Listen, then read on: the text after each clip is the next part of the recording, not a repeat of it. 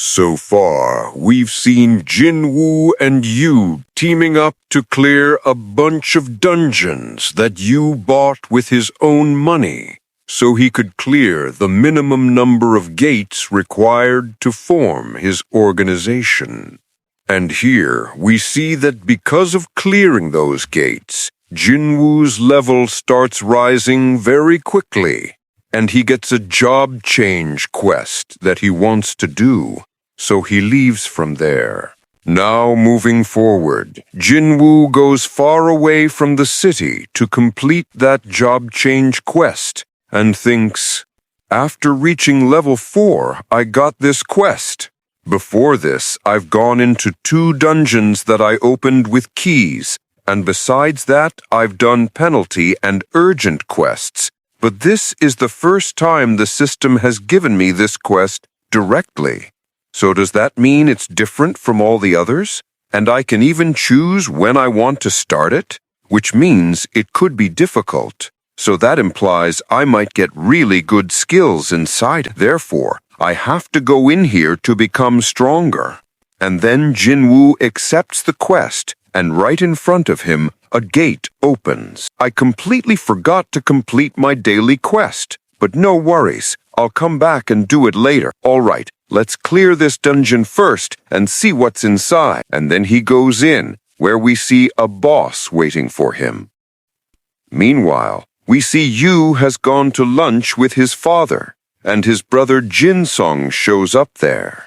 As soon as Jinwoo enters, he gets a notification that says he can't use potions here, nor full recovery, and he can't leave this dungeon without clearing it. Then we see a knight appear there, and Jinwoo draws his dagger, ready to fight. They both attack each other, but Jinwoo notices that his attack has no effect on the knight. Then the knight attacks Jinwoo, but Jinwoo blocks the first attack, dodges the second, and attacks again with his dagger. But Jinwoo notices that his attack dagger isn't piercing the armor. And then he remembers his fight with the snake, where he killed it with his bare hands because its armor was too strong.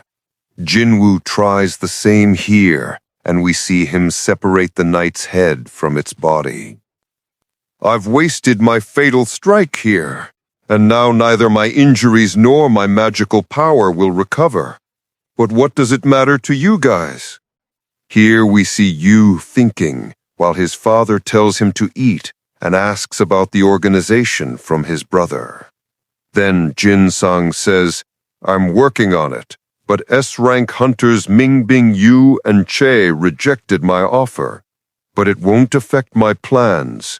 Right now, we're negotiating with hunters from different countries, and I'm confident that if we give them money, they'll definitely come.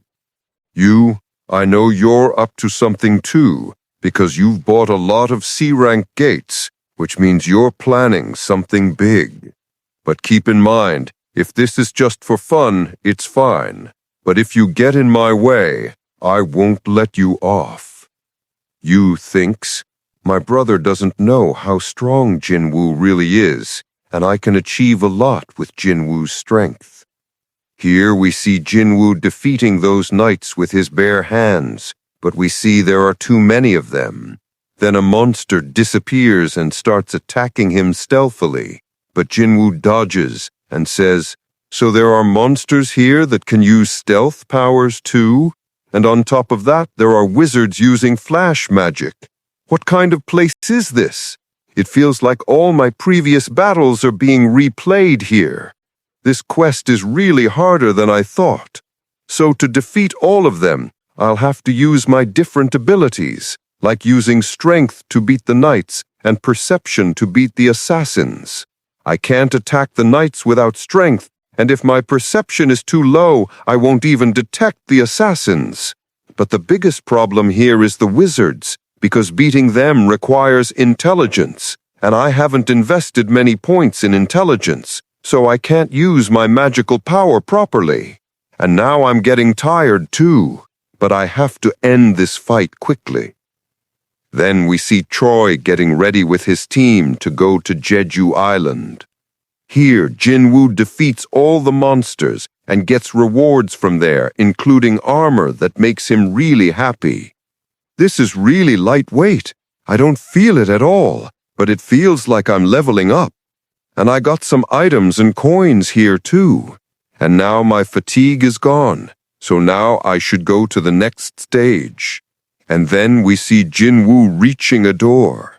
I don't know what strong opponent is waiting for me on the other side of this door, and since I can't leave here without defeating it, I have no choice but to move forward. And then he opens the door from which he feels a very dangerous aura, and he goes inside, where we see torches lighting up all around, and there's a king's throne in front, guarded by a knight who arrives. Jinwoo thinks, my whole body is trembling with fear, and I feel the same aura here as I did in the double dungeon. So this is Knight Commander Igris, the Blood Red. Its name is in dark red color, which means its level is much higher than mine. This is a knight just guarding an empty throne? I wonder what will happen to me in a fight with it. And then both get ready to fight, and we see Igris attacking Jinwoo with incredible speed. Jinwoo dodges the attack and thinks it cut through the pillars so easily. Then it attacks Jinwoo again, throwing him far away, reaches him and breaks the wall behind him. Jinwoo thinks it's not just strong, it's insanely fast too. Then Igris attacks Jinwoo again, slamming him down and attacking once more. Such heavy armor, but how is it moving so fast? It's really insanely strong. Jinwoo attacks it, but we see his attacks have no effect on Igris. Then he notices his dagger isn't even tearing the armor, and Igris attacks Jinwoo with its sword, but Jinwoo blocks it with his dagger. Then Igris throws Jinwoo far away. Jinwoo thinks, even if I've matched its speed, I can't match its power, and my dagger can't pierce its armor. Can I really defeat it? This enemy is more powerful than my imagination. I don't think I can beat it without the dagger, but I can only damage it this way. Seeing Jinwoo bare-handed, Igris also drops its swords to make the fight fair. Meanwhile, at the Hunter Association, the president and his assistant Woo are working late into the night, and then they get a call from Hunter Choi.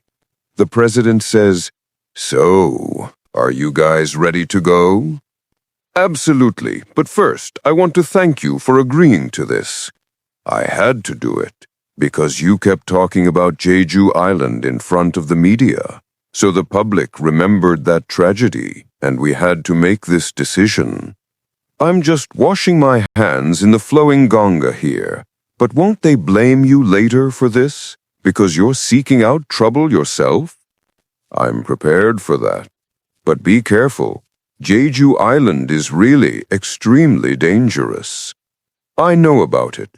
Our mission is just to go back and do a small attack to gauge the enemy's strength and size. The third Jeju Island battle isn't over for me yet."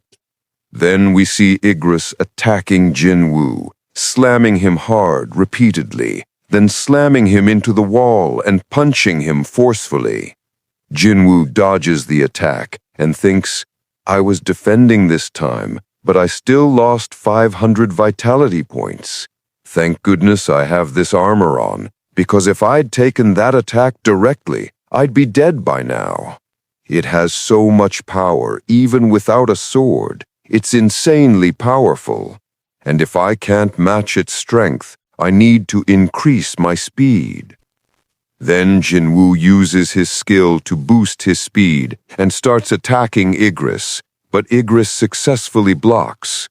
Jinwoo attacks with full power, but still can't touch it, and then Igris picks Jinwoo away, attacks again, slams him to the ground. We see Jinwoo hasn't given up yet and keeps attacking Igris relentlessly, finally landing a powerful kick. But then Igris gets angry and starts beating Jinwoo badly, slamming him around everywhere without giving him even a moment to counter. Jinwoo falls onto the throne, and his condition is really bad. Igris approaches Jinwoo, calls his sword back, and swings at Jinwoo's head. But Jinwoo catches the sword with his hands and says, "I haven't lost yet," throws the sword away, and attacks Igris's eye with his dagger, causing Igris immense pain. Jinwoo grabs Igris, slams him hard into the wall, calls his dagger back, and stabs its throat, but we see the cut isn't deep. Then Jinwoo goes completely berserk, attacks Igris with full fury, and drives his dagger straight through its neck, finally defeating it. Jinwoo thinks, "This was really extremely dangerous. I was lucky I beat it. It was way ahead of me in skills, strength, and experience. If I'd made any mistake, I'd be dead by now." And then he gets 4 rewards, one with 1.5 million gold coins, another with an S-rank race helmet, plus equipment that reduces his physical damage by 15% and increases his vitality and strength by 20. Third is Ruler's Hand Stone, which he can break to get a skill. And last is a telekinesis stone. Jinwoo thinks, did I get this because the quest isn't complete yet? Then we see a bunch of gates open there, and the notification says, the longer you survive here, the more advance points you'll get, which will take you to higher classes. Then we see a bunch of enemies gathering. Jinwoo thinks, if all these are like Igris, I won't last even a few seconds. But according to me, they're not that strong, just too many. Meanwhile, Hunter Choi and his team head out to Jeju Island, and here, Jinwoo is fighting the knights, thinking, no matter how many times I kill them, they keep coming from those gates. This quest will test how long I can survive here, so I'll hide from all of them. And he uses his strength to hide there. But an enemy wizard finds him, and the knights attack. Jinwoo has no choice but to fight them. One knight strikes his back, injuring him. Jinwoo defeats that knight and thinks, has it only been 5 minutes here? Staying here any longer isn't safe, so I have to use this telekinesis stone. But then, a knight knocks the stone out of his hand, and all the other knights attack Jinwoo together. And with that, the episode ends.